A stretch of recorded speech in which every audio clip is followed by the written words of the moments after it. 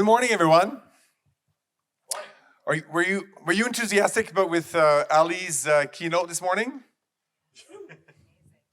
Was there a lot of? There was actually for me or for us. There was like one big headliner, which was the announcement of Unity Catalog being open source, which was. I don't know about you, but it was big news for us. It was big news, so I'm assuming it was the same thing for you guys. So, they announced a bunch of very good things. So that's good times nowadays to be in the Databricks ecosystem.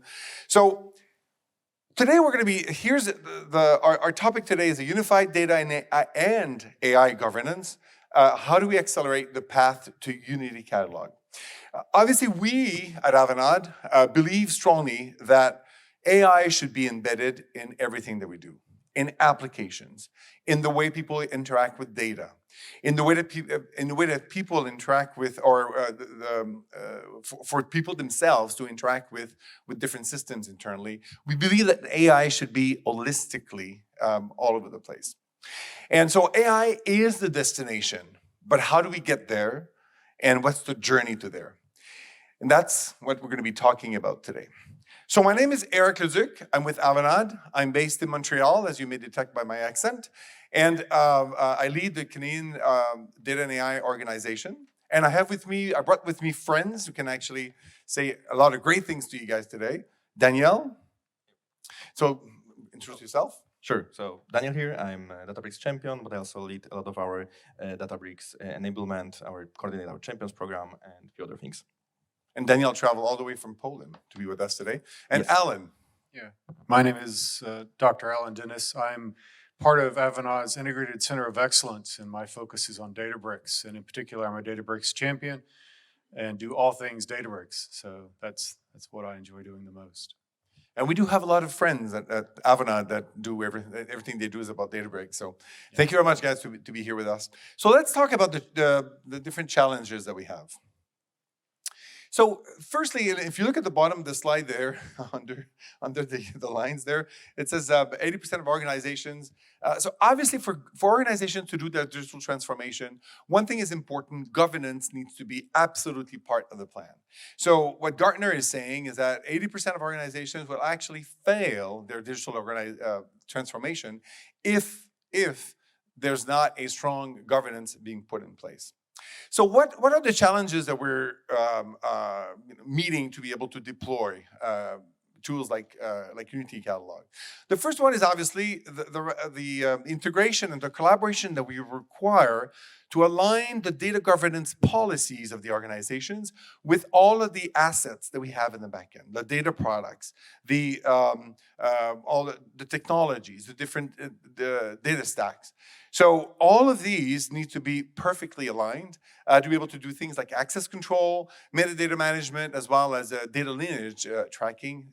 Very important. The second one, and we just heard from Ali and the team from Databricks, that there's like a rainfall of newness that is coming from Databricks. So obviously, to be able to adopt those technologies, you absolutely need to have like a good governance of your environment to be able to include those innovation into the system. And the third one is obviously Gen AI. Gen AI, I don't want to sell you. I think we know the power of Gen AI, and we know what Gen AI can do for organizations, but to be able to really harness the power of Gen AI, we need to have a well-governed environment. Because and you can't see it because it's below the text there, but about 20% of organizations by 2026 will have a good governance environment. So there's work to be done to be able to achieve our digital transformation. So obviously the journey to be able to get there is all about putting in place the Unity Catalog. So let's talk. Alan's going to talk a little bit about what is Unity Catalog. Sure. I'm sure most of you have heard the name. How could you not, right, with everything we're talking about with this conference? But the key thing to think about it is it's a unified, and that's the key word, unified governance model. And without that means you have all the different types of governance models depending upon the type of thing you're dealing with. If you're doing data warehousing, data engineering, data science, if you have each one of those doing their own thing, it gets a whole lot harder, right? So by combining it together and having it centrally governed and searchable and exposed, it enables all of the cool features that are coming from Databricks. In order to do most things, you'll see it relies on Unity Catalog. So that means that you've got to do it if you want to continue to use all of the cool things that are coming, Delta sharing, having an agent know about your data. All those things are predicated upon the use of Unity Catalog. So what are the capabilities of Unity Catalog? Sure. And it's all about metadata. It's about knowing about your data, where it's at, your people that can get to it, your users. So what groups exist, and those groups are generally created around business purpose. So you don't go out and give Alan access to anything. You put Alan inside of a group and you let the group have access to stuff. In that group, I'm in it, not because, I'm cool, but because I have some purpose, some reason to use it. And it's all about a combination of keeping track of what I'm doing through auditing, knowing what things are popular within your data estate, of knowing what things are being used and what tables are out there that no one has ever accessed, right? Lots of really interesting things you can learn by knowing about who's accessing what, when, and a lot of times it all comes down to make sure that no one gets access to something that they shouldn't. Because that governance piece, the cost of failure is incredibly high. So we want to be very careful and make sure we let the right people have access to the right stuff in the right way. Obviously, it's not the easiest of tasks to put like Unity Catalog all across the data assets. So there must be a good reason for to do this, right? So to give us a sense of why Unity Catalog. Yeah, you'll see things are being added and available to you at a very rapid pace. The things that get kind of don't get the attention they should are things like tags and doing attribute-based access control. ABAC is coming, and they're actually announcing it and they're talking about it.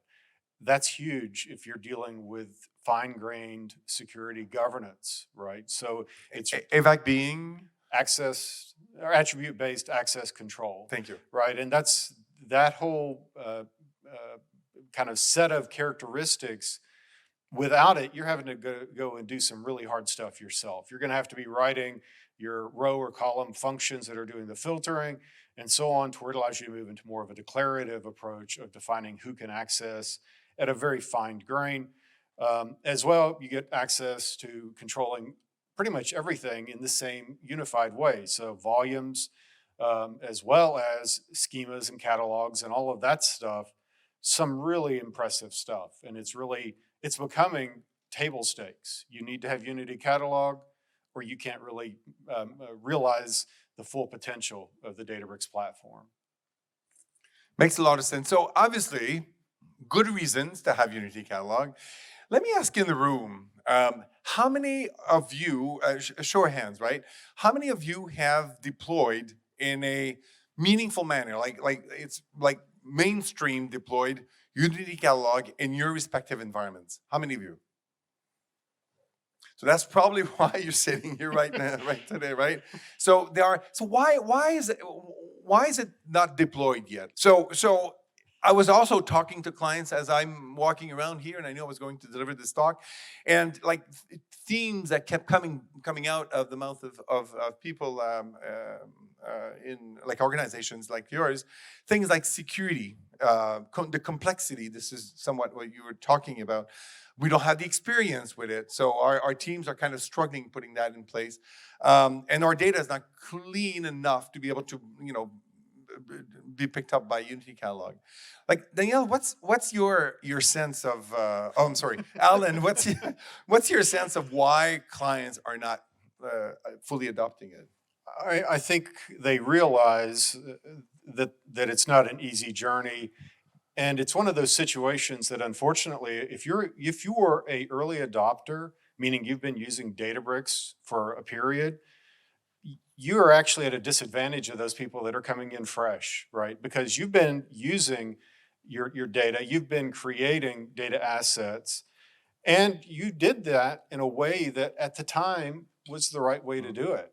So you used mount points whenever you decided that you wanted to use external storage and create tables that use that external storage, partly because it was easy and partly because it was what you did. Now you don't use mount points. So that's just one example that you have to make some changes. And you have to have a really good plan. You have to inventory all your stuff. You have to do some form of an assessment of how do I do what when.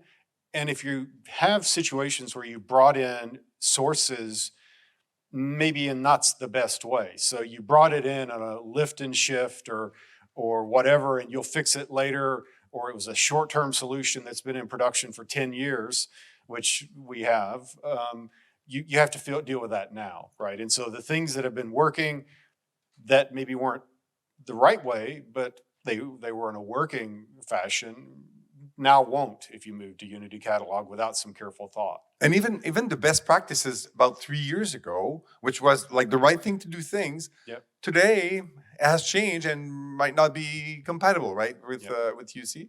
Yeah, they use words like legacy, which is shorthand for this is going to be deprecated at some point. So you definitely want to be very cautious of saying, well, we'll wait because it's not really time yet. It's time. It's time to get onto Unity Catalog. Danielle, what about you? Like, what do you hear? The Yeah, blockers. so there are few things. So actually, building on top of what Alan just said, a lot of it comes down to, I don't like the word maturity, but to how your data ecosystem, how your Databricks workspaces, how all of this looks like today. So if you are in a situation where you have like 16,000 scripts, every team is using completely different practices, different endpoints, it really gets complex and problematic. For some of the clients, it's essentially much easier. So if they have like single framework, everything is standardized, this part of migration tends to be not so much problematic, but the kind of the code migration, some of the technical incompatibilities, if every single workspace is using different versions of clusters, all of this really tends to grow when it comes to the complexity, risk, and effort. And Databricks is proposing UCX, right, as a migration tool. But can UCX be the unique solution to be able to adopt UC? Yeah, that's a great question. So I mean, UCX is right now the tool to use for migrations. We are using this. Everybody who will be here doing migration will be most likely using that. Historically, it was more of an assessment tool. Now it has some additional capabilities, right? But in the end, there are few things that it cannot fully cover, right? So for example, if you have any sort of data use that's not fully integrated with the platform, so kind of like external export of data, this type of stuff, it's not going to be picked up by that, right? The one thing that it definitely does not answer is the bit of organizational and governance aspect of the migration itself. Some of the clients tend to try to bite off a little bit more than they can chew. So obviously, we all want to make this amazing next generation governance model, right? Granular access controls, everything there amazing, all different personas. But in practice, what kind of maybe possibly a better approach might be to do it in multiple stages, to essentially just replicate the current environment in the Unity catalog world and then work and iterate on that. So there's a bit of risk of, I would say, having too high expectations, too big plans, especially in the light of the technical incompatibilities. For example, some of the libraries are not supported in Unity catalog. So there are some of those little things that make it altogether quite complex. Absolutely, and obviously organizations have not everybody, you were using the M word, right? The maturity, Yeah. like things like regression testing and all these elements, which are elements that are kind of useful, right? If you want to be able to go down the path of UC. Yeah, I would put it this way. So some organizations do not have very reliable regression testing approach. So this is a migration, right? We are really switching things over. Things can go wrong, and we're talking about data that has to move, for example, from original source system through multiple different teams to the final reporting layer, right? There might be different data products on the way, different processing pipelines. And if you do not have a starting point to be able to confidently say everything is working fine, then this is something that you either have to implement as part of the migration or something you need to essentially manage as a risk and do as manual solutions to that. Absolutely. So a few reasons why. So the maturity is not always there for organizations.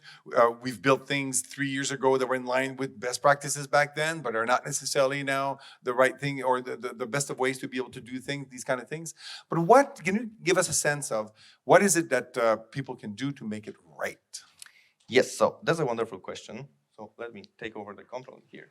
So if we turn around this whole question, we can summarize this a little bit that first and foremost, we need to align on the right platform governance model.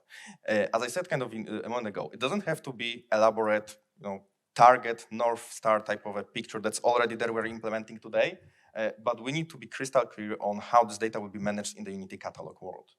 Then there is the aspect of the actual migration enablement in a sense. So the joint infrastructure, the management of all of this connectivity between teams, all of this stuff also comes in on top of that. And if we have handled our assessment well, if we have handled our shared governance, shared technical concerns well, then the migration part ideally might be actually quite small. But there is one missing point in here, which is the people that need to be involved in all of that. And it's not only the technical competence, right? Because everybody can do the trainings on Unity Catalog, they can skill up on the documentation, everything else. There's a bit of, obviously, experience matter to that, but this is also about aligning our data governance teams, our data stewards, and making sure our security teams, like the whole stakeholders ecosystem, to make sure we are all kind of going to the same direction and there are no surprises along the way. So if we kind of double click into all of that and talk about very specific things, what we believe is kind of crucial in there is to have a proper assessment and design methodology, kind of to have the best practices that you need to follow, to be aware of that, to have them available at your hands. Obviously, there's the migration itself. So the code adjustments, the knowledge how to do that, the whole deployment aspects of the migration. So that's another, I would say, kind of block in here. Supporting all of that, there's the broader platform, right? So this is how we manage the shared infrastructure, how we do the deployment of the changes we are doing. So the whole platform operations, in a sense. That's kind of another area. And last but not least, obviously it's really good to have a vendor support. Obviously Unity Catalog is a bit of a moving target, right? Because it's constantly growing. So having this kind of in-depth expertise and support is something that's extremely crucial for successful, especially large-scale migrations. And we as Avanade actually looked at this and we are trying to address this in a, let's say, coordinated way. So first and foremost, for the assessment itself, we are kind of bringing in a full-on validated, step-by-step assessment, a step-by-step approach to the whole migration. On top of that, as I already mentioned, we are using UCX, you are using UCX, everybody's using UCX. Historically, this part was a little bit more elaborate because when UCX was just and only the assessment tool, there was a need to have automation. You did not want to do things from scratch every time you're doing the migration. And now it's more about, I would say, best practices, orchestration, and acceleration in a sense. But we are kind of bringing in our cookbooks to accelerate everything in here. And when it comes to the broader platform, we are relying on our core data platform assets. So we have made sure that our core platform assets we are using for many clients, they are fully supporting Unity Catalog, and you can use them both in greenfield scenarios and when you're doing just actual Unity Catalog migration. And last but not least, and I will be actually delving into this a little bit more in a moment, but we are making sure that we are bringing our best experts to our clients who have direct contact with Databricks and who really have their expertise in migrations. And we are packaging all of this up as something you can see on the slide, but we are calling this a Unity Catalog enablement and Hive Metastore migration scenario in our assets. And this is also, we are now working with our partners at Databricks to package this as one of the brick builder solutions. So this will be kind of more broadly marketed, visible, and standardized. So if you're interested in the details on that, actually, I can't talk too much about the details because after the session, Eric Hill would have a very, I would say, serious conversation with me. Yeah. But the key part of that is that obviously we are approaching this in a standardized way. There is a lot of, I would say, it depends, obviously, on every organization because the planning and preparation, here we're just saying 2+ weeks because of this code, especially this code adjustment step, because this is kind of where we want to make sure everything is ready for the migration. So to give you actually two true real examples from clients. One, we have like very large ecosystem, but every workspace, every team is using the same framework. They're using same libraries. The step of migrating the code takes half a day. We are done. Then it's like validation and so on. It's a very quick, very nice migration. Then we have a smaller ecosystem, but kind of if we do the numbers, it's like 16,000 scripts. And each team is using different standards, different versions of clusters, everything else. So then, well, I mean, I would not promise to do this in 2 weeks myself, right? So that's a little bit variable. But what's also worth mentioning is in here that obviously in the delivery step, it's a migration, right? So it's a deployment. So we need to follow actual operations development practices. We usually spend more time on development and testing environments for obvious reasons. But in the end, it also must include validation, ensuring everything is working together. And that's kind of the like high level, 10,000 feet overview of how we approach this. Now, the acceleration of the infrastructure of the platform operations, everything else. A key thing we are using in here is called Avanade Rapid Deployment Framework.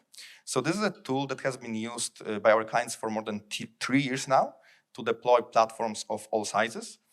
So it has been used both for like domain-specific smaller platforms, but also this like really large data mesh federated setups. And we have fully like embedded Unity catalog into it. So you can both manage the key shared infrastructure needed to use Unity catalog, but then you can also use it in data products, in domains you're deploying, all as part of the single ecosystem that has underlying operations model, that has, it's based on open source tooling. And obviously it actually embeds a lot of our best practices around security and everything else to make sure we're not redoing everything between every single deployment. So Daniel, so for a client who starts from scratch and want to put like a data mesh kind of environment, the RDF, the Rapid Deployment Framework, we've built inside that assets that we have in Avanade, we've built the extensions to be able to feed UC catalog. So if we come in and help clients with that tool, then obviously whatever they put in place would actually feed UC, right? Yeah, I mean, exactly. So it's very modular, and we are kind of using this you can use it to deploy both kind of the broader platform infrastructure, but actually every single step down to like data product level infrastructure. So that's kind of how we are approaching this, and all embedded with Unity catalog. Now on UCX, as I mentioned actually already, this right now is really focused on the right use of the UCX, on standards, on practices, on orchestration, and essentially acceleration to make sure we are not rewriting scripts every time we're doing a migration, but quite heavily relies on the open source tooling because it's actually a really amazing tool from our friends at Databricks. Now, this topic is actually one I'm most excited to talk about because that's one I kind of coordinate globally quite a lot. So in here, the interesting observation you can make when it comes to migrations is that if you are an organization that you have your own data platform, you want to migrate to Unity catalog, you will be doing this once. You might have multiple platforms, you might be doing this iteratively, but still, this kind of, you do it once, you're done on Unity catalog, that's done. Here, I mean, in Avanade as consultants, it's a little bit different situation because today I will be working with a client in Germany to make a migration. Tomorrow, Alan will be working with somebody from North America. And maybe the day after that, we'll be both supporting a team from Australia, right? To help them migrate. So but still, if we did not coordinate this in any way, this would be just distributed efforts all over the place. So what we are doing in Avanade is we have this big internal community of Databricks experts, Databricks enthusiasts, which we are supporting. So they have both like the ways to communicate with each other, they have ways to communicate with Databricks, they have a way to share their knowledge, they have a way to work together. So today, if I get an issue that is actually not trivial to solve, something that documentation doesn't help with, I can actually very easily, in few seconds, reach out to other practitioners. And one of the core pillars of this community is our Champions program. Who here actually knows about Databricks Champions? Okay, so that calls for a little bit of explanation. So in Databricks partner ecosystem, Databricks runs the program that's called Champions program. And Databricks Champions are essentially SMEs with proven expertise, with proven history of large-scale deployments, who are active in the community, who are certified, and essentially bring in proven expertise in there. We as Avanade actually boast the largest global group of champions of all of the Databricks partners. But that's not all, because as champions, me or Alan, we actually have to know everything about the platform, but we can't know like really everything about every single, it's a big ecosystem. So obviously, champions specialize. There will be some who are more focused on data science, some on migrations, some on traditional engineering. And in this specific scenario, we actually have a group of people who are really focused on Unity Catalog, governance, and Unity Catalog migrations. And we are able to connect them very deeply with our Databricks colleagues, so they get all of this support. And to give you, to give you a very specific example, some time ago, when you see migrations were actually kind of a new thing, and you see features were really coming out, we had this situation where the new security model for clusters was added. And it caused some challenges to our clients because there were incompatibilities. We were unable to use libraries. Some clients relied on them very heavily. But we were able to work with Databricks directly to bring in private previews and really try to resolve those problems. So that's kind of how we are trying to make sure that on the one hand, we are like gathering all of this global expertise that we have, and we are tightly integrated with our partners. So that's kind of the overall approach we are taking to Unity Catalog migrations. But just to make sure this is not like completely hand-waving slideware that I'm bringing to you in here, just to give you a few examples. So first one is like we have done like really large-scale migration to Unity Catalog. As you can see, the numbers, 10,000 scripts, 80 workspaces. That's something that we have been using those assets I have just mentioned to do that. The second one hasn't been as large, but has been much more complex because of the external collaboration, multi-cloud environment. And from the perspective of Greenfield, we have also done many deployments. This one specifically is I think quite interesting because it's like 64 workspaces, 60 multi-country domains. So this all has been done using the assets I have just mentioned. So that's kind of... So four things to remember. So the first thing is we've built an asset for people who build from ground up a new solution on Databricks that has the UC extension. That's number one. Also, we've complemented the UCX toolset with some extensions to be able to capture some of the elements that are not part of or not being caught by UCX. Thirdly, we have the folks, so the champions and the folks that have depth into these technologies and the connection with the Databricks engineers to be able to solve some of those issues. And fourthly, we have a plan. We know how to structure these kind of projects to make them successful. Yeah, I think that's actually the most important, the last point, right? That we have a plan, we have methodology. Those are just kind of like parts of that. And that's how we approach this. So obviously building these kind of assets, building these kind of plans, this is partly one of the reasons why Databricks actually named us again this year the 2024 Global Partner of the Year. So we're always very proud of this. And just like within Canada, I told you I was coming from Montreal, but in Canada, I lead the data and AI practice in Canada. But in Canada, about close to between 60 and 70% of our business is with client that actually has Databricks within the space. So today, we actually deliver $1.3 billion worth of services out there in the market that are based on Databricks solutions. So that's one of the reasons why Databricks like us so much. And we work very closely also with their engineering team so that when they come up with new solutions like many of the stuff that you've seen today, our engineering teams are working together to make sure that we can actually deliver them. So that feedback loop between what we experience with you guys and with the engineering teams in the back end at Databricks, we want to make sure that there's a feedback loop that is done there. We do have close to 3,000, actually it's more than 3,000 Databricks consultants that are trained.